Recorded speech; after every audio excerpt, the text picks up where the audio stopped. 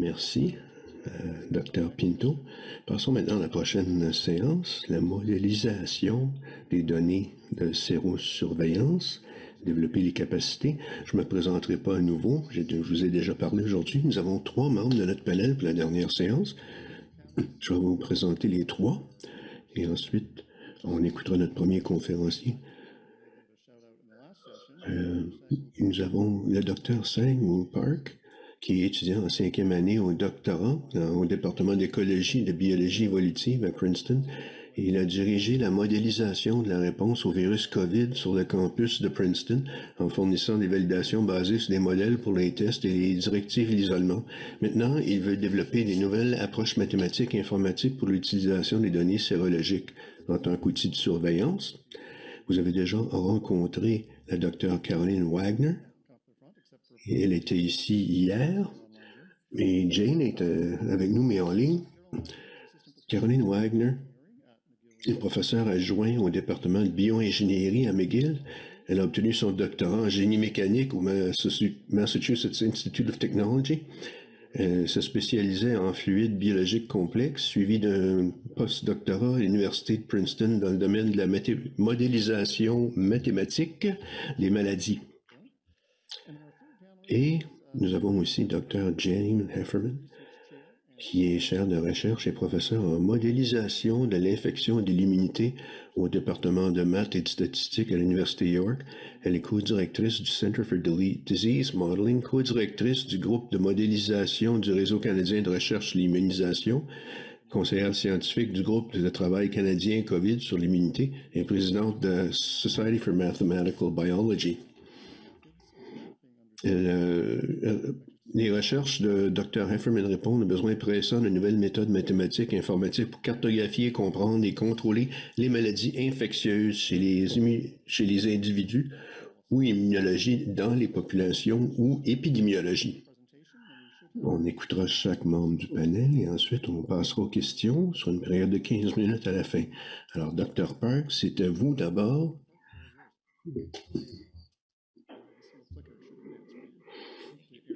Ici, c'est cet appareil-là là, pour changer de diapo.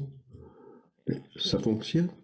Je vais vous parler de l'utilisation de données de sérosurveillance pour clarifier les trajectoires d'une épidémie. Ici, c'est une étude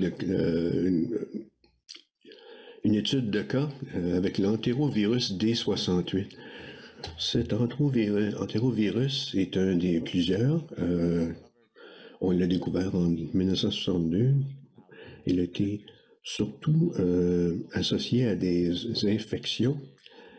Au début, quand on l'a découvert, on en parlait rarement, il était peu noté, mais on a eu une éclosion importante aux États-Unis, dans d'autres pays en 2014-2018.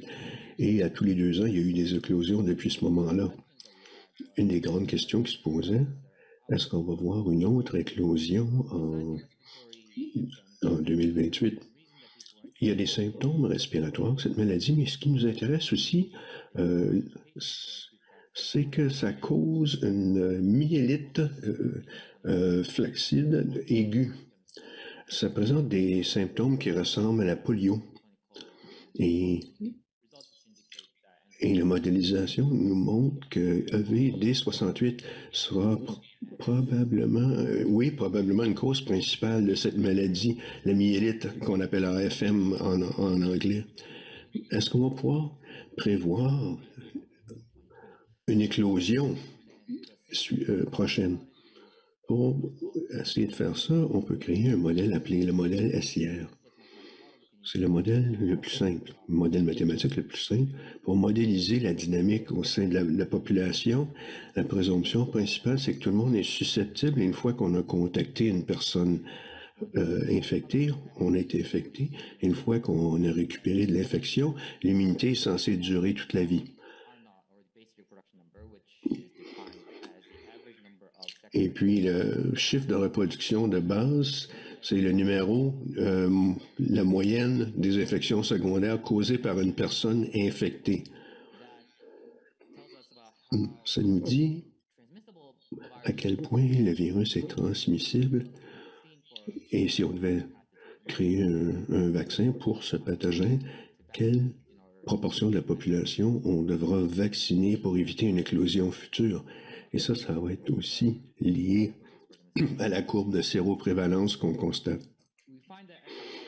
On trouve que le modèle SIR peut refléter la dynamique assez fidèlement. Ici, les données de BioFire, une entreprise qui vend des trousses CPR à divers hôpitaux. On a pu obtenir ces données pour l'État de New York, l'Ohio, le Missouri, l'Utah et le Colorado.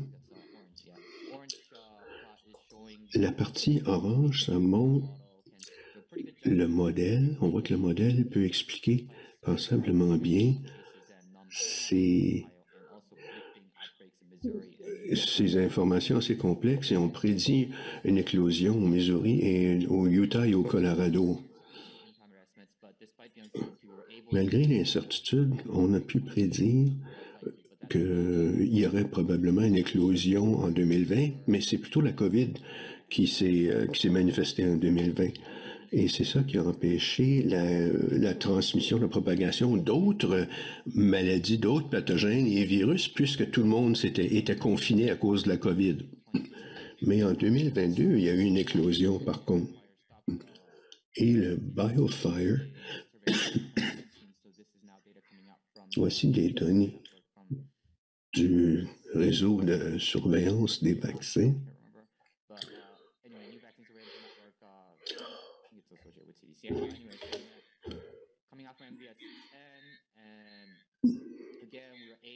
Encore là, on peut utiliser ces données pour refléter, comprendre la dynamique, la dynamique post-pandémique pour essayer de prédire ce qui va se passer après 2020. Mais il y a un problème. On peut avoir un résultat ou une prédiction très différente avec les mêmes données. Parce que les données sur les cas nous disent seulement qui est infecté, combien d'infections qu'il y a eu.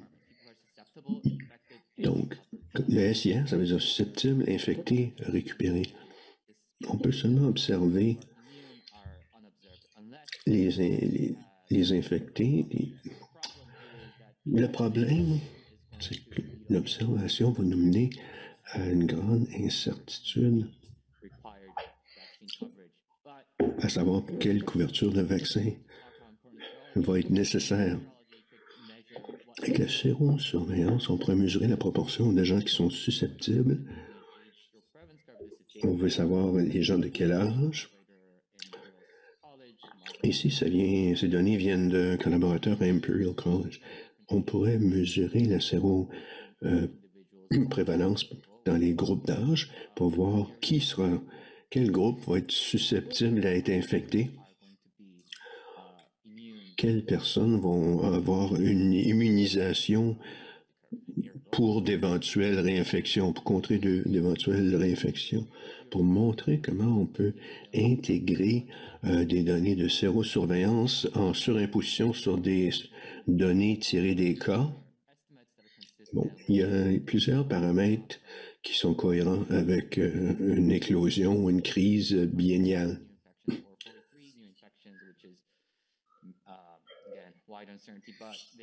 Bon, c'est beaucoup d'incertitudes.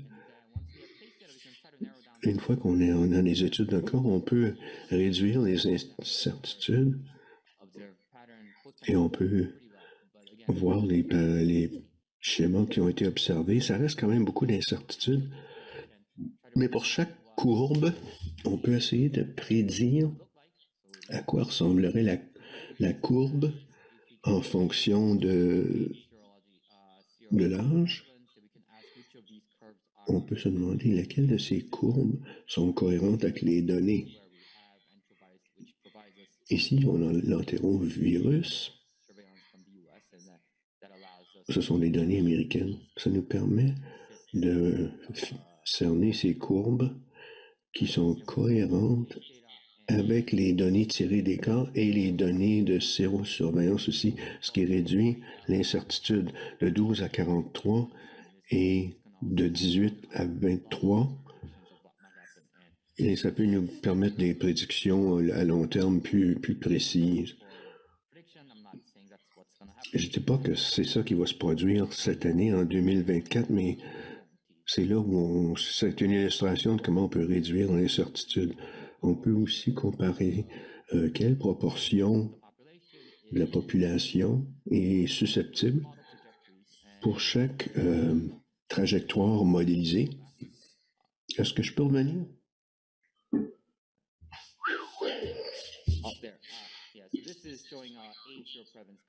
Ici, c'est la prévalence en fonction de l'âge. Et ici, on peut extrapoler et arriver à une moyenne.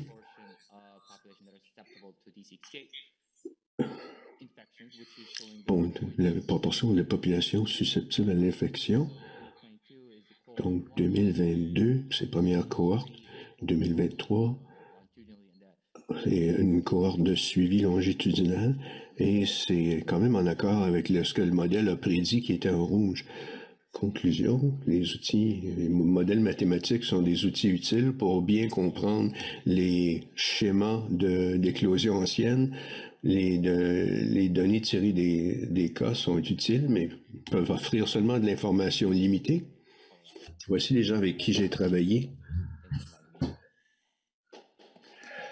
Merci.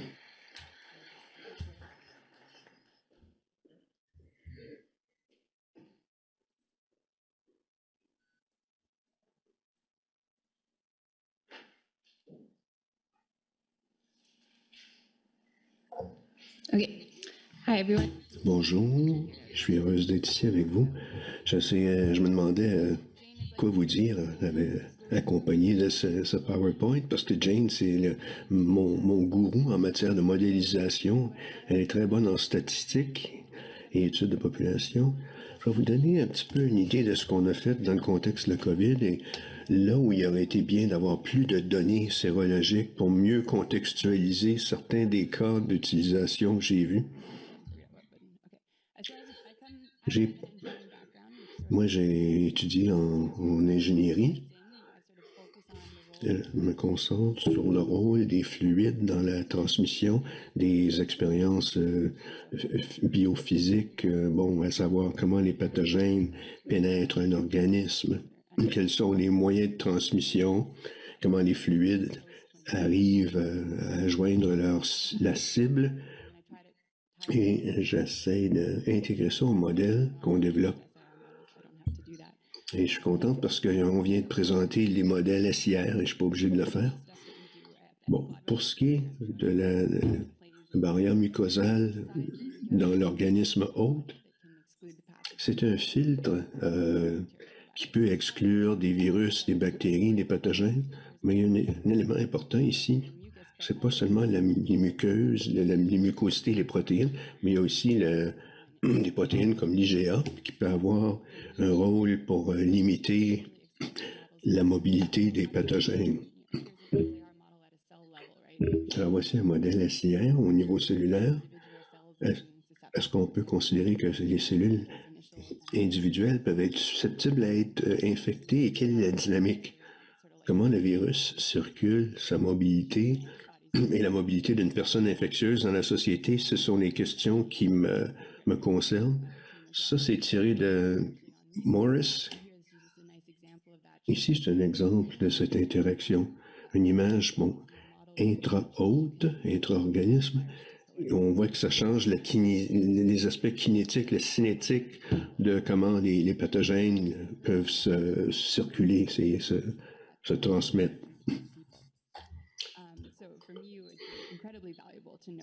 Pour moi, ce serait bon de savoir l'extension des anticorps dans la durée, la réponse après le vaccin, l'IgA. On peut avoir des signatures dans le sang résiduel aussi. Avoir des profils longitudinaux et comprendre la cinétique pour pouvoir mieux comprendre ça, ce serait très utile pour notre travail. Sur le plan de la population, on a travaillé et on continue à travailler dans le contexte de la COVID. Comme Daniel vient de l'expliquer, Une des premières questions qu'on pose, et je pense que ce travail a commencé en avril 2020, c'est comment l'immunité va affecter la dynamique de la pandémie. Ce sont des modèles simples qui n'étaient pas spécifiques à une région, même ça ne reflète pas une structure d'une population quelconque. Mais avec une modélisation SIR, on a trouvé des prédictions. Ça, c'est Daniel et moi-même travaillons avec Brian Grenfell et Chad Sadroy aussi, qui m'a aidé. Les prédictions n'étaient pas étonnantes. Si on n'a pas une bonne immunité suite à une infection, il va y avoir plus d'infections dans le temps. Ça, c'est pas surprenant, mais on voulait estimer aussi, faire des estimations cliniques pour projeter, par exemple, prévoir le fardeau de cas sérieux. Voici les profils. C'est comme le mauve foncé, c'est des gens qu'on prend pour acquis qu'ils ont une protection complète. Le mauve pâle, une protection partielle, et on pourrait apparier ça avec des données sérologiques. Mais il faudrait aussi la corrélation avec les éléments de protection. Quelle est la probabilité, par exemple, de ne connaître aucune infection, d'être sérieusement malade, d'être carrément hospitalisé? Aussi, le taux de déclin des anticorps avec le temps. À ce moment-là, on n'avait aucune idée. On sortait des chiffres comme ça.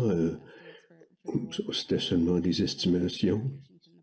Et les variations au sein de la population aussi. Ce seraient des données qu'on aimerait avoir. Dans l'émergence des vaccins COVID, il y a des vaccins qui sont arrivés plus tôt que ce qu'on pensait. On pensait que ça prendrait 18 mois environ après le moment où on faisait ce travail. Et vers la fin de l'année, voilà l'arrivée des vaccins. Ce sont d'excellents outils. Mais il y avait l'aspect des multiples doses et ses effets. Au Canada, on se disait, on aimerait plus, on veut donner une dose à un plus grand nombre de personnes plutôt que de donner 2 doses à tout le monde, alors qu'aux États-Unis, ils ont suivi rigoureusement les instructions du fabricant. Alors nous, on voulait savoir quelles seraient les implications potentielles lorsqu'on agissait comme ça. Mais ils n'avaient pas fait d'études pour déterminer le moment idéal, l'intervalle idéal. Tout simplement, on l'avait fait avec un certain intervalle. Alors on s'est dit, ça a marché là, on va continuer. Et on voulait voir la réponse après 1 dose, 2 doses, 3 doses.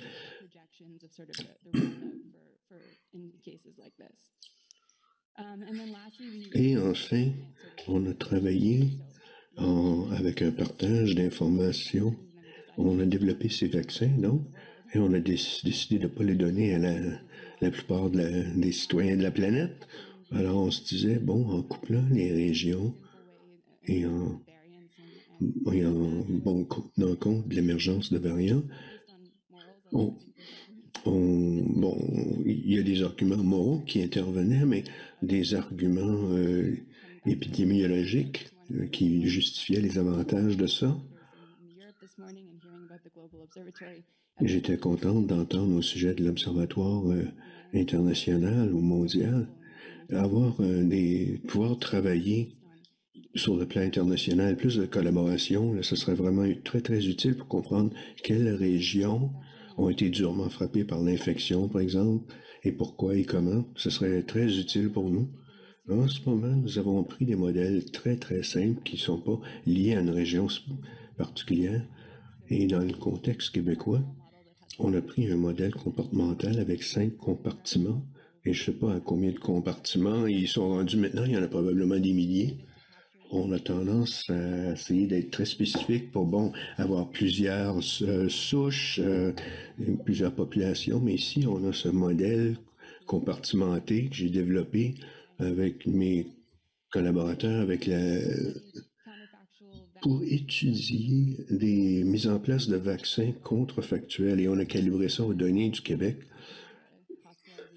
Ici, ce sont des données d'hospitalisation et la modélisation et les prédictions, les prévisions. Pour les jeunes, il n'y a pas de hospitalisation. C'est pour ça que les courbes sont bizarres. Mettons qu'on avait priorisé d'autres choses plutôt que la façon qu'on s'y est pris. Est-ce que ça aurait été mieux, par exemple, pour amoindrir le nombre d'infections ou d'hospitalisations? Notre étude, notre modélisation nous laisse entendre que notre approche au Québec a été bonne. Ça aurait pu peut-être être mieux, mais la stratégie, généralement, a été efficace. Mais on a eu des problèmes. Ces modèles ont beaucoup de paramètres qui nécessitent des estimations au sujet de la stabilité, l'instabilité. Quand on n'a pas une idée du nombre de cas dans une population, on ne peut pas dériver une valeur comme ça parce qu'il n'y a pas de base de comparaison. Nos modélisations, pour ce qui est des taux d'hospitalisation, ça, on peut être plus confiant si on compare ça aux données réelles. Bon, moi, je ne peux pas comparer mes cas à une référence. Il y a quelques estimations zéro tirées du Québec, mais bon, c'était pas très représentatif parce qu'il y avait un seul point de données.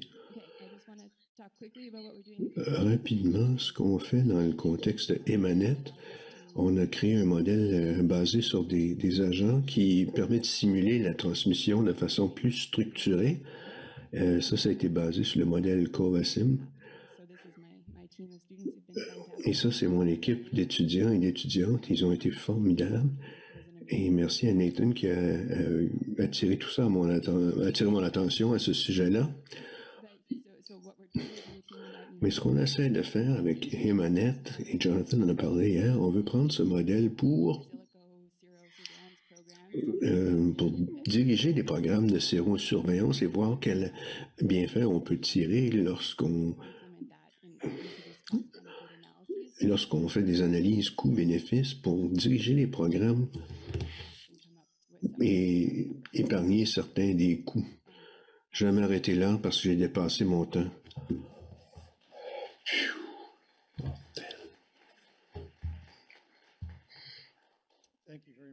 Merci beaucoup. Maintenant, nous allons passer à Jane Hefferman qui est en ligne avec nous. Jane Hefferman, oui, elle est là, allez-y. Est-ce qu'on entend Jane? Oh, j'essaie de trouver le bouton pour mettre le micro en fonction. Là. Oui, allez-y. Merci. J'ai pas pu me déplacer. Là, j'ai plusieurs cours à donner cette semaine. Mais je vais vous parler de ce qu'on fait pour la COVID et quel était notre principal objectif. On essaie de comprendre la répartition de l'immunité au sein de la population et comment c'est motivé ou déterminé par l'historique de l'infection et de vaccination chez les particuliers. On parle de programme de vaccins, la propagation d'une maladie infectieuse, la séroprévalence. Ces choses se passent au niveau populationnel, où on a plusieurs études, les vaccins, des programmes de santé publique. Quand on parle de ce qu'il faudrait faire ou quels sont les risques d'une infection au sein d'une population, on examine la population dans son ensemble. Mais la population est composée de particulier, de personnes uniques. Et ce qu'on doit faire, c'est d'essayer de comprendre quelle est la répartition de l'immunité. Alors ici, c'est la ville de Toronto. Quand on prend en considération tous ces aspects, il faut voir aussi en quoi la composition de la population est différente. Avec des taux d'immigration et d'émigration variables à Toronto, il pourrait y avoir une composition de la population très différente à Toronto si on compare à celle de Regina, par exemple. Alors, il faut prendre en compte toute cette information. Mais quand on parle de distribution d'immunité au niveau de la population et le nombre d'infections, il faut aussi prendre en considération les caractéristiques qui sont différentes au sein de chaque personne aussi, leur âge, leur constitution génétique, leur genre, leur sexe, Il y a beaucoup de caractéristiques différentes qui peuvent affecter les effets d'une maladie infectieuse, mais quand on considère leur système immunitaire, leur réaction immunitaire, on peut se donner une idée plus claire de leur susceptibilité et quelles sont les chances que ça se transmette de la population vers cette personne. Mais s'ils sont infectés, il faut voir quel genre de protection ils ont contre des infections sérieuses, les symptômes, et aussi quelle sera leur transmissibilité, à savoir, eux, à quel point est-ce qu'ils vont contaminer les autres membres de la population. Et l'immunité, c'est quelque chose de très dynamique.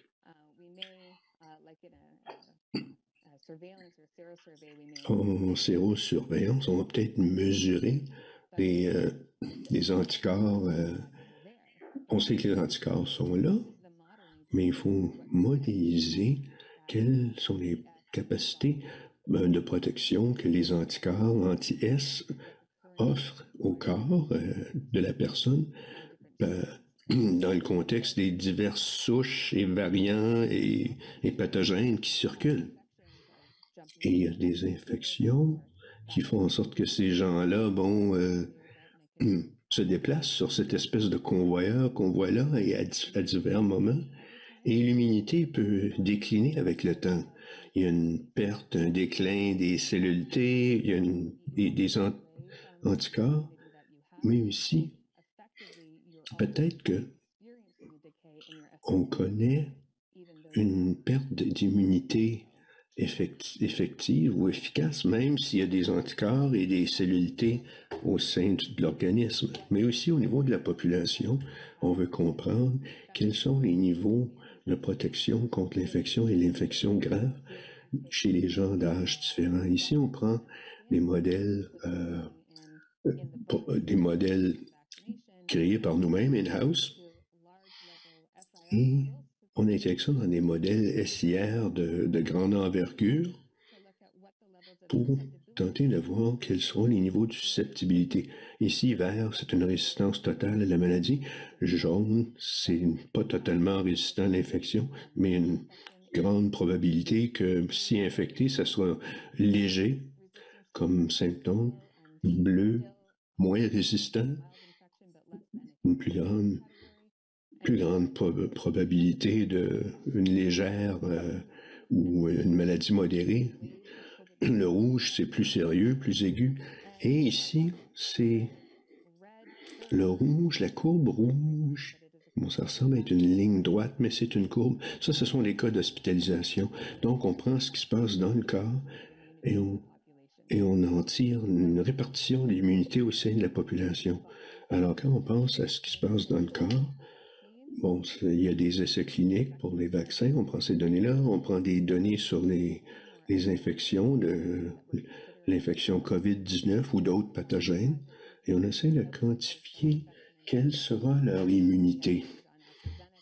On a des études sur Moderna, Pfizer, AstraZeneca, des infections légères, moyennes et sérieuses, et on prend nos modèles mathématiques, on fait le suivi des anticorps, des cellules après la vaccination, les cellules T avec le temps, et on projette à quoi ressemblera leur déclin à l'aide de données longitudinales qu'on a aussi.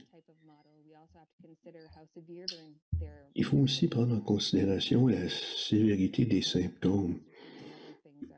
Et on essaie de déterminer si les symptômes sont sérieux ou légers ou moyens.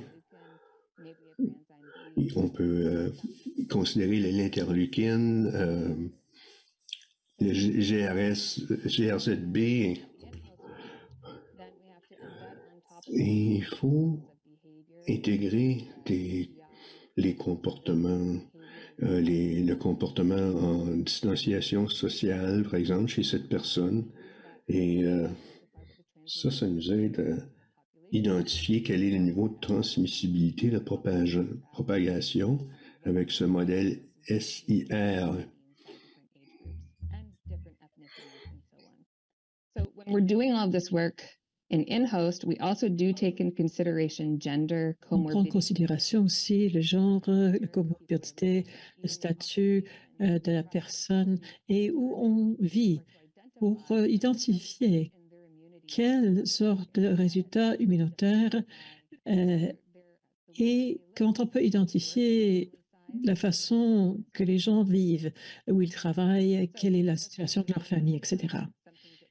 Alors, on vous donne donc quelques éléments ici. Lorsqu'on regarde donc la modélisation interne, on sépare les doses.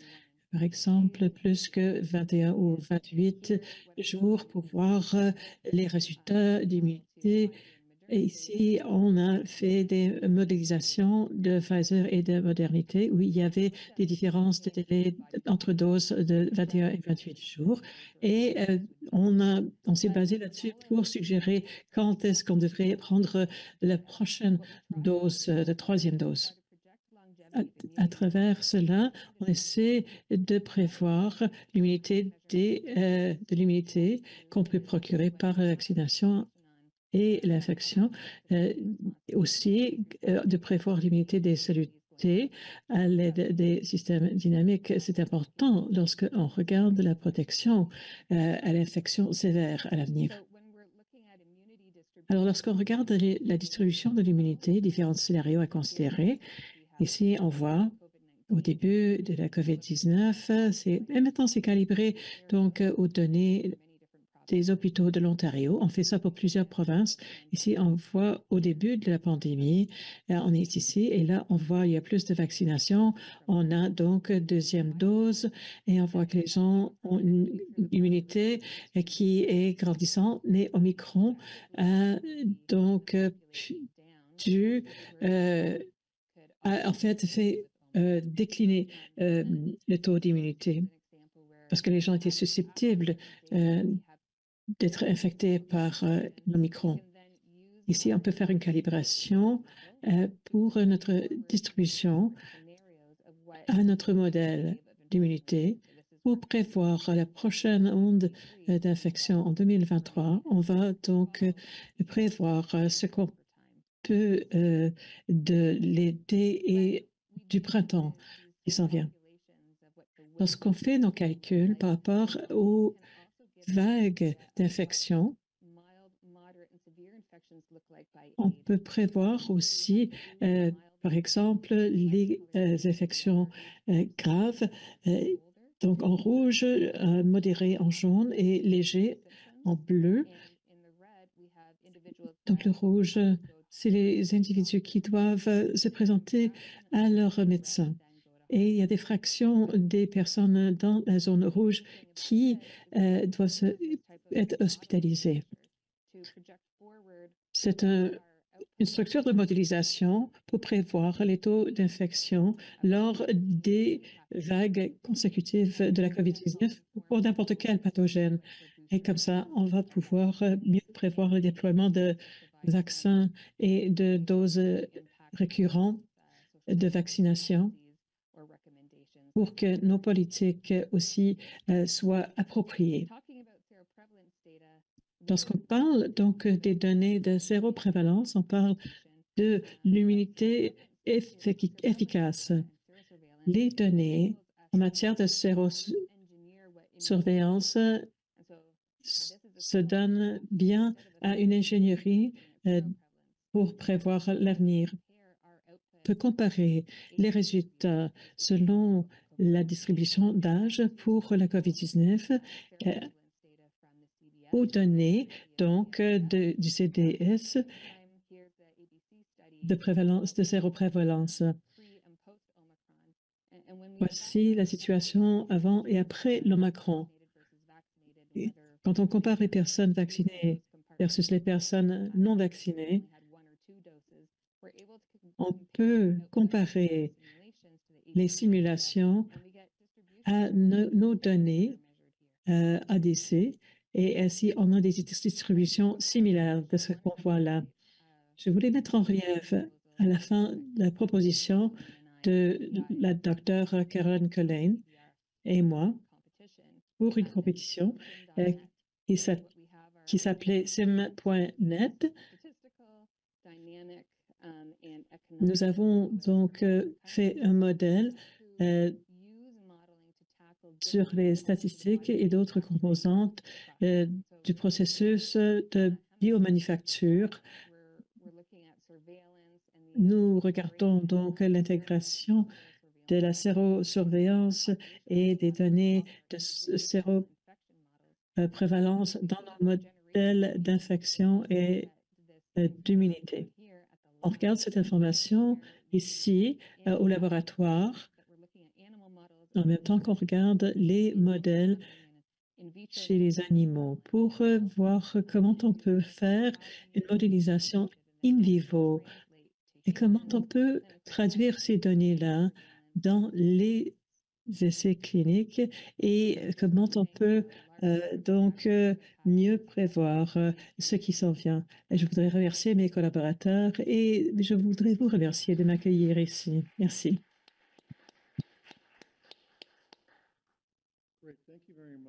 Merci beaucoup, Jane. Et merci à tous nos panélistes. On a quelques minutes pour les questions maintenant. Pour ceux qui ont des questions, je vous demande, s'il vous plaît, de vous présenter au micro ou de lever la main si vous êtes en ligne. Alors, on a une question tout de suite au micro. Allez-y. Moi, j'ai énormément de questions. On va commencer avec la tienne. Vous avez parlé de la modélisation pour la COVID et pour des... Si c'est inaudible. Vous avez parlé donc des panels pour la sérosurveillance. Vous avez parlé d'éclosion à l'automne. Est-ce qu'il y a d'autres modèles qui prennent en compte la circulation de pathogènes multiples? Est-ce qu'il y a une façon de les suivre? Est-ce qu'il y a une méthode dont vous disposez? Inaudible pour l'interprète, sans micro. Le cadre de modélisation dont nous disposons a été adapté pour que ce soit donc un modèle multisouche. C'est intéressant parce qu'il y a beaucoup d'études qui regardent, par exemple, le déploiement et le temps opportun de la vaccination, tout dépendant du positionnement sur la courbe d'infection. Alors, si un autre pathogène s'introduit au beau milieu de la circulation d'un autre virus, ça pourrait donner peut-être une immunisation transversale. Est-ce qu'il y a vraiment de bonnes données sur la transmissibilité, le delta de la transmissibilité, s'il y a d'autres virus qui circulent? Et c'est difficile si vous n'avez pas des paramètres exacts. Mais nous avons essayé de faire des simulations initiales là-dessus. Quand vous parlez donc du triple pandémie, vous aviez raison. Ça va être important de regarder les choses ensemble à l'avenir. Ça dépend de votre question et de votre ciblage de pathogènes. Est-ce qu'il s'agit donc du D68 et RSV? Je ne sais pas si ça vaut la peine de faire une modélisation des trois ensemble. S'il s'agit donc de la grippe 1 ou grippe A ou grippe B, c'est une chose. S'il s'agit de virus qui se ressemblent, tout dépend de la question, tout dépend des pathogènes en question. Et comme Caroline disait, il y a des inférences qu'on peut faire, des inférences multipathogènes. Une chose qu'on regarde, c'est l'effet protecteur de la réponse immunitaire lorsque vous êtes infecté avec quelque chose d'autre. Ça peut vous protéger contre d'autres virus. Ça change, bien sûr, avec l'âge. Mais l'immunité transversale et la réponse immunitaire peut vous donner donc un résultat oscillatoire d'autres productions de virus. Alors, il y a donc des maladies qui durent plus longtemps, qui produisent différentes réponses immunitaires. Donc, il peut y avoir la coexistence de virus au sein d'une population parce qu'il y a un virus qui accourt.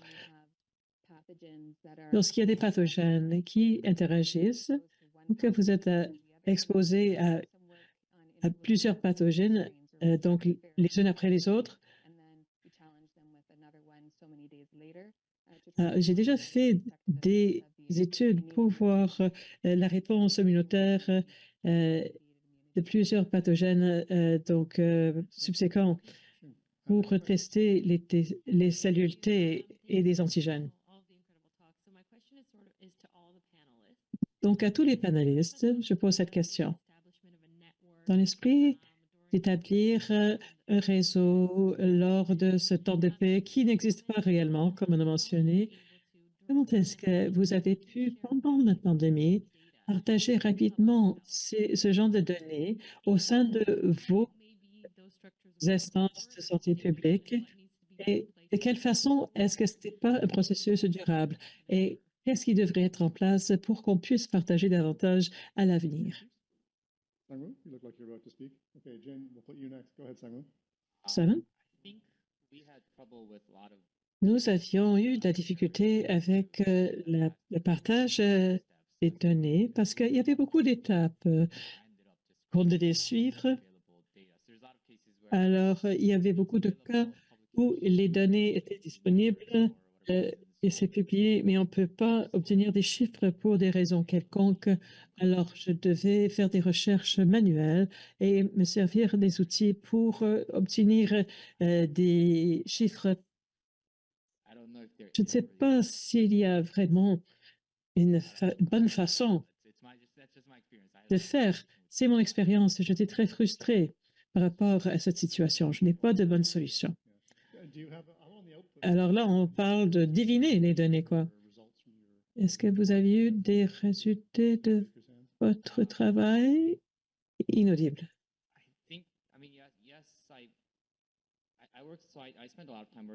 J'ai passé beaucoup de temps à travailler sur des lignes directrices d'isolation pour Princeton, l'Université Princeton. Je savais quels chiffres étaient recherchés. Donc, ça revient à une bonne communication. Je ne vais pas montrer à eux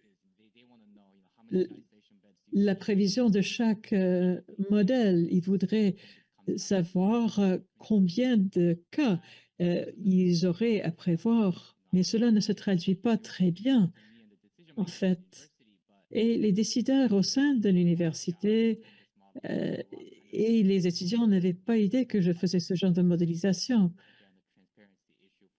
Il y avait donc l'enjeu de transparence pour le plus grand public, surtout lorsqu'on complexifie les modèles.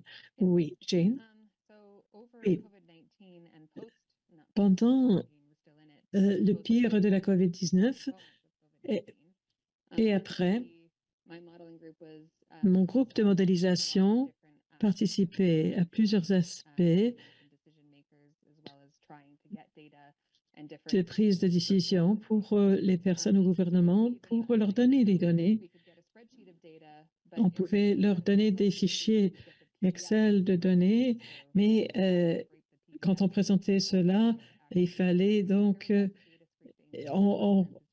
y avait des données qui nous parvenaient, qui étaient en mode PDF, ce qui n'était pas commode. Mon groupe était impliqué dans la modélisation de la demande, c'est-à-dire par rapport aux soins aigus et la durée du séjour à l'hôpital. On faisait rapport donc au bureau du gouvernement fédéral. On était autour d'une table de sciences en Ontario, en fait 2 tables de scientifiques où on étudiait le cas. Si on met de côté les enjeux sur les données, il y avait beaucoup d'ouverture pour le partage des données et les accords là-dessus prenaient du temps à être avant que ce soit conclu. Ça prenait des mois pour avoir des données. Donc, on avait la réponse qu'on recherchait 6 mois plus tard. Et donc, il y a beaucoup de présomptions qui étaient faites dans la modélisation. Et nous avons de la chance. Il y a beaucoup de personnes talentueuses qui font de la modélisation et nous avons appris les uns des autres lors des conférences et des réunions en ligne pour que nos modèles soient des plus courants. Alors, la modélisation ici était très bien faite et très robuste au Canada. Oui, vous aviez de la chance dans votre recrutement parce que nous étions derrière Evol, où il n'y avait pas de réponse. Lorsqu'on a parlé avec le CHO et le partage des données sur les vaccins, eh bien, en tant que modeleur, moi, j'avais toutes sortes de bémols. Il y avait beaucoup d'incertitudes. C'est très difficile de valider nos modèles contre d'autres choses. Alors, c'était là, si vous voulez, l'attention. Comment avoir de la confiance en les chiffres lorsqu'on sait qu'il y a beaucoup d'autres choses qui sont imbriquées dans vos données? En ce qui concerne la calibration et donc les données sur l'hospitalisation, ce n'était pas facile d'obtenir les données d'hospitalisation de la part de Québec. Alors ça va être quelque chose à résoudre. Ça, c'est officiel. J'ai commencé à mon emploi pendant la pandémie. Il y avait beaucoup de défis, mais CanMod a été établi pendant ce temps-là. Il s'agissait de modeleurs au Canada et Jane en fait partie. Mais comme dit Jane, il y a vraiment une bonne volonté de partager la méthodologie, de partager les données. Et ça, c'est très positif au Canada. Mais je pense qu'il y a d'autres gens ailleurs qui voudraient bien trouver une façon pour que les collaborations et que la disponibilité des données soient au rendez-vous. Ça aurait tellement d'impact, vraiment.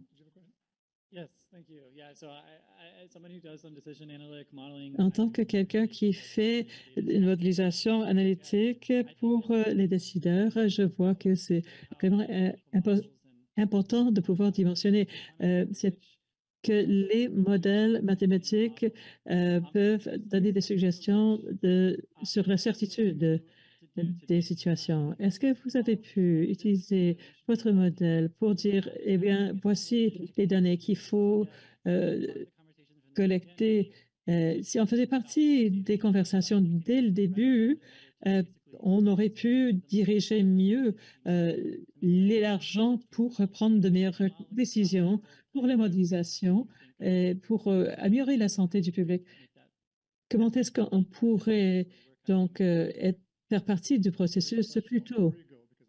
Ça, c'est ma question. C'est une très bonne question. C'est une des questions que je voulais explorer. Peut-être que les panélistes pourraient nous répondre à cette question. Quelle est la valeur de vos modèles? À quoi est-ce que ça devrait ressembler? Est-ce que c'est par paramètre? Est-ce que ça doit être lié à quelque chose? Le volume est faible pour l'interprète. Les modèles nous permettent de simuler les données synthétiques et des scénarios possibles.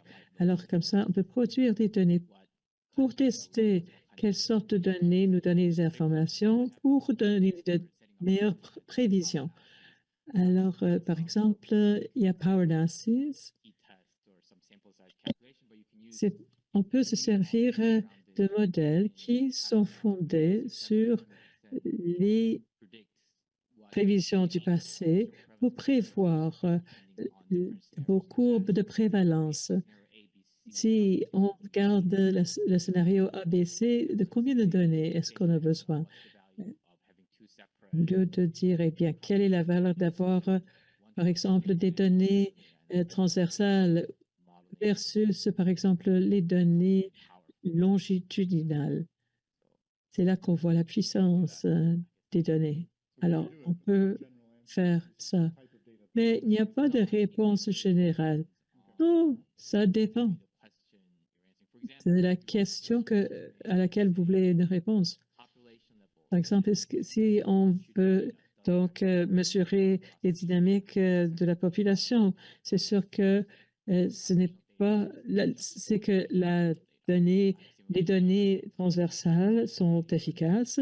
Si on veut regarder au niveau individuel en ce qui concerne la kinétique ou d'autres, ce n'est pas les données transversales qui vont vous donner les meilleurs résultats. Vous avez besoin de quelque chose de plus agile.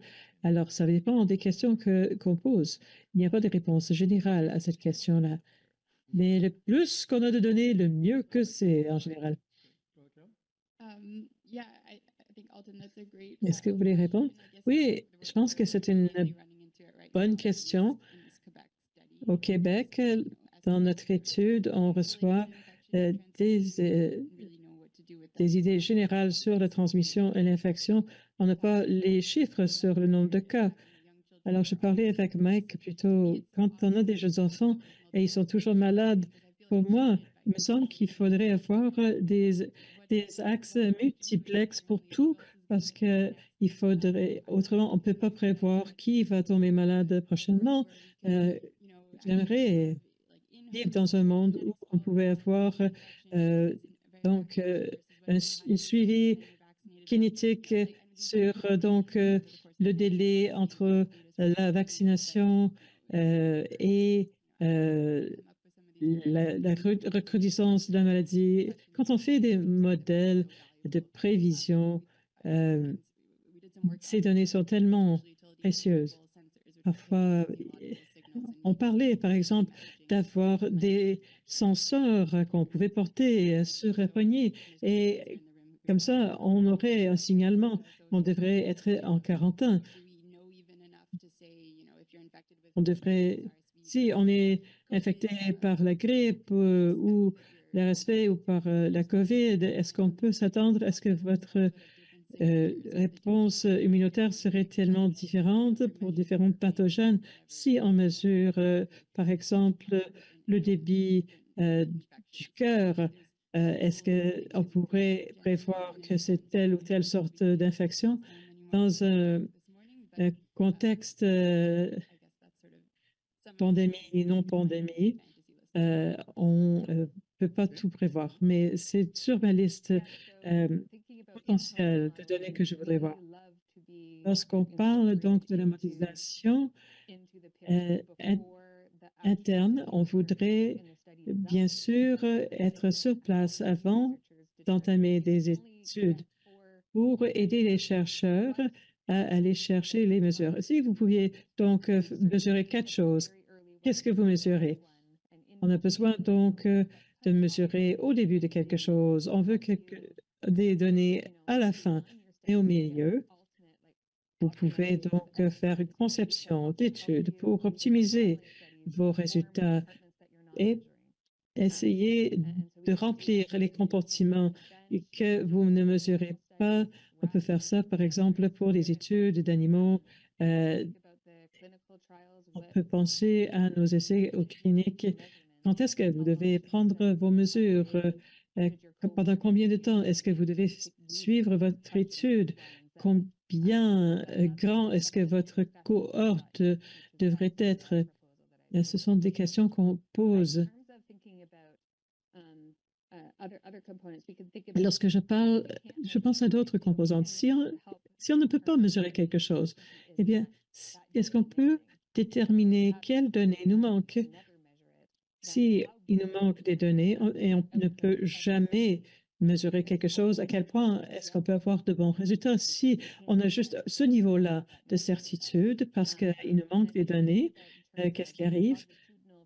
Si on pense aux données longitudinales et aux données transversales, il y a des bénéfices pour les deux. Si on peut obtenir les deux, c'est parfait. En même temps, plus qu'on peut obtenir de données, mieux que c'est, mais le niveau de financement est toujours une contrainte. Donc, toute la modélisation et toutes les enquêtes, eh bien, dans tous les cas, si on a $500, si on a 15 000 par année, il faut déterminer l'étendue du travail possible. Okay, Tim. Merci, bon commentaire. Étienne, à vous. Le dernier commentaire. Lorsque on fait ces modèles, parfois, on était à une impasse parce que les paramètres ne sont pas identifiés. On travaille aveuglément. Parfois, on ne connaît pas l'immunité de base. Est-ce que vous avez un mécanisme de rétroaction au sein de vos modèles pour revenir donc aux experts de l'immunité pour vous poser des questions? Qu'est-ce que vous en savez sur telle ou telle chose? Ou est-ce que ça représente des priorités de recherche qui devraient attirer notre attention davantage? This time? Do you have anything to say? Jane, vous voulez répondre? J'ai beaucoup de choses à dire et je vais essayer de faire court. Nous travaillons avec des immunologistes. Ils nous donnent des données, on fait la modélisation et on leur dit, eh bien, si vous aviez ce genre de données, on pourrait vous donner tel ou tel résultat. Parfois, ils ne disposent pas des données qu'on voudrait trouver, mais on collabore de près avec les personnes en immunologie et donc en santé publique dans différents domaines. Et on revient toujours vers les personnes qui sont là sur le terrain pour mesurer les choses qu'on ne connaît pas.